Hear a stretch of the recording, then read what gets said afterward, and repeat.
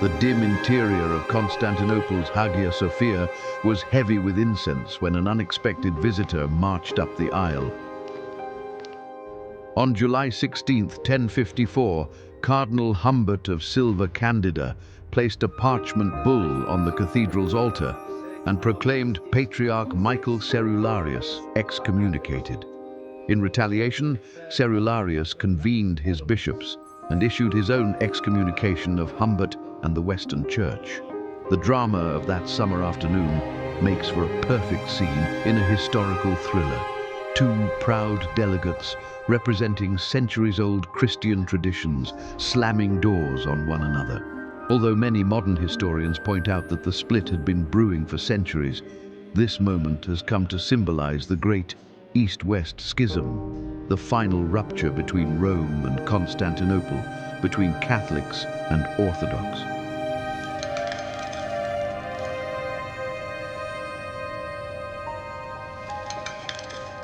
So what events and ideas led to this moment? Why did a shared faith fracture into two branches? And how did a single Latin word, Filioque, spark such controversy? This video takes you on a 2,000-year journey to understand how theology, politics, and culture shaped the schism, culminating in an event whose consequences still echo today. Stay with us, because there is much more intrigue beneath the surface than a simple story of East versus West. The roots of the schism stretch back long before 1054. After the Roman Empire's capital moved from Rome to Constantinople in 330 CE, the Bishop of Constantinople grew in prestige, rivaling the Bishop of Rome. Over the centuries, three ancient patriarchates, Rome, Alexandria, and Antioch, held prominence. But the rise of Constantinople gradually shifted the balance of power. Linguistic differences reinforced this split. The West used Latin, while the East spoke Greek. These languages carried with them different philosophical heritages. Western theology drew on Roman law, emphasizing clear legal definitions, whereas Eastern theologians preferred Greek philosophical concepts and embraced the mystery of the divine. This cultural divergence led to mutual misunderstandings. Western Christians sometimes viewed Eastern practices as lax or exotic, while Eastern Christians regarded Western innovations as legalistic and arrogant. I cannot accept the addition to the creed. The Spirit proceeds from the Father alone. The Holy Spirit proceeds. Political rifts also deepened the divide. In the 9th and 10th centuries, the two halves of the old empire followed different political leaders, the Holy Roman Emperor in the west and the Byzantine Emperor in the east.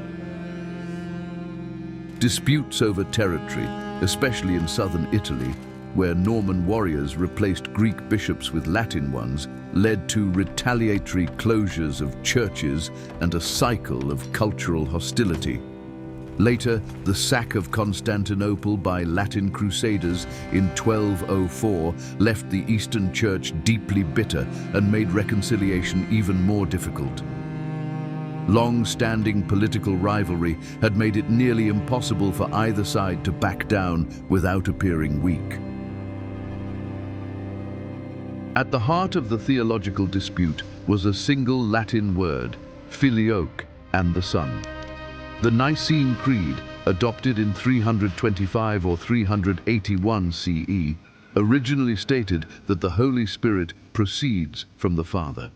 Around the late 6th century, Western bishops inserted the Filioque phrase, declaring that the Spirit proceeds from the Father and the Son. Western theologians believed this clarified the unity of the Trinity. Eastern theologians felt it compromised the distinctiveness of the three divine persons. More importantly, the East protested that the change was made unilaterally, without the approval of an ecumenical council. The Roman Church resisted inserting the phrase publicly until 1014, when German Emperor Henry II insisted on using it at his coronation. Ironically, only decades later would Latin Christians accuse Greek Christians of heresy for omitting the phrase. For many Eastern theologians, the Filioque was the tip of an iceberg. The underlying issue was authority. Could the Bishop of Rome unilaterally modify the creed? Did the Pope possess supreme jurisdiction over all other bishops? Or did the ecumenical councils hold highest authority? Eastern bishops viewed Rome's amendment of the creed as evidence of papal overreach, while Rome saw itself as defending orthodox doctrine against perceived heresy. This theological disagreement became intertwined with matters of prestige and control. To understand the schism, we must explore how each church understood the role of the Pope. Western Christians believed that the Pope, as successor to St. Peter, held unfettered jurisdiction over the whole Church. This claim seemed necessary during the Gregorian reform of the mid-11th century, when the papacy attempted to eliminate simony and enforce clerical celibacy. However, Eastern Christians viewed their church as a fellowship of autocephalous, self-governing churches. Authority was shared among patriarchs, with ecumenical councils serving as the ultimate arbiters. They saw Rome's assertion of universal jurisdiction as contrary to the canonical pattern, where each bishop governed his own territory. These differing visions fueled resentment. When Pope Nicholas I clashed with Patriarch Photius in the 600s, both men excommunicated each other over control of the church in Bulgaria. Though this earlier schism was healed, the underlying issue of papal authority remained unresolved. By 1054, tensions surrounding power had reached a boiling point, with both Rome and Constantinople refusing to yield. Differences in worship further heightened suspicion. The Western Church used unleavened bread in the Eucharist, a practice rooted in Jewish Passover imagery. The Eastern Church used leavened bread to symbolize the risen Christ. Patriarch Michael Cerularius condemned the Latin use of unleavened bread and criticized other practices such as mandatory clerical celibacy and different fasting schedules. Conversely, Latin theologians accused the Greeks of laxity because their priests were often married and because they allowed leavened bread in communion. While these liturgical differences might seem minor, they became symbols of deeper mistrust and were treated as signs of heresy by polemicists. The immediate crisis of 1054 began with conflicts in southern Italy. Norman conquests replaced Greek bishops with Latin ones, provoking Cerularius to close Latin churches in Constantinople and to demand that they adopt Greek practices. In response, Pope Leo IX sent a delegation led by the intense and tactless Cardinal Humbert. Humbert arrived in April 1054, but refused to follow protocol at his initial meeting with the Patriarch. Negotiations stalled for 2 months.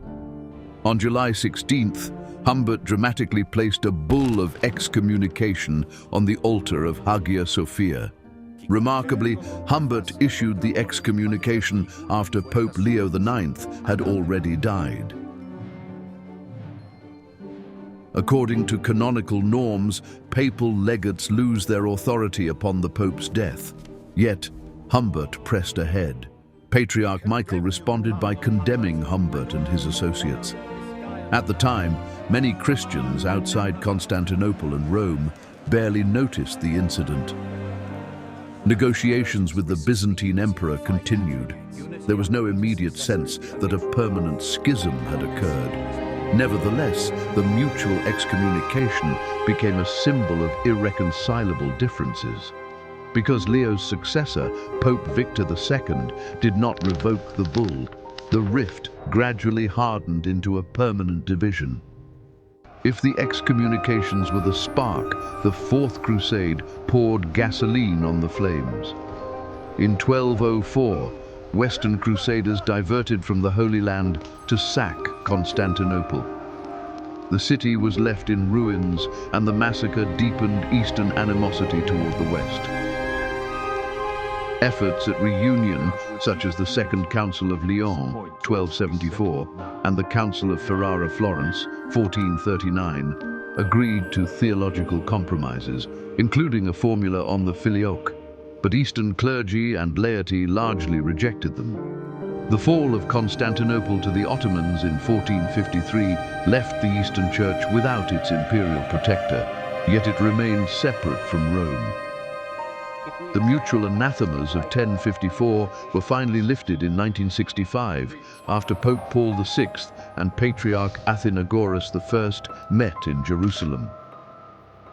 The Second Vatican Council recognized the validity of Eastern sacraments and sought to improve relations. Since then, theological dialogue has continued, but the two traditions remain distinct. The Great Schism teaches several enduring lessons. First, a single doctrinal dispute can serve as a lightning rod for much deeper disagreements. The Filioque clause was the presenting issue, but underlying factors, political rivalries, cultural differences, and divergent views of authority were the real causes. Second, power and pride can corrode Christian unity. Humbert's legation and Cerularius's defiance display how personal ambitions can override the search for compromise. As one historian notes, assertions of unfettered jurisdiction by popes or patriarchs do not foster unitil. Third, the schism reminds us that division leaves deep wounds. Eastern and Western Christians still differ over leadership, theology, and liturgy. Nonetheless, ecumenical efforts since 1965 demonstrate that dialogue and humility can open paths toward healing.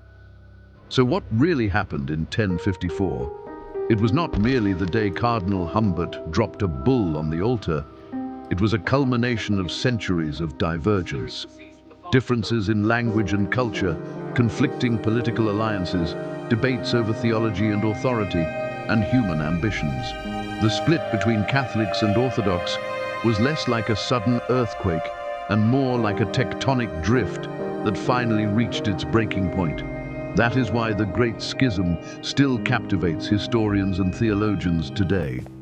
If you enjoyed this deep dive into the intrigue of church history, don't forget to like, subscribe, and hit the bell so you won't miss our next episode. Share your thoughts in the comments. Do you see parallels between the Great Schism and divisions in our world today? And if you have suggestions for future topics, we'd love to hear them. Thanks for watching.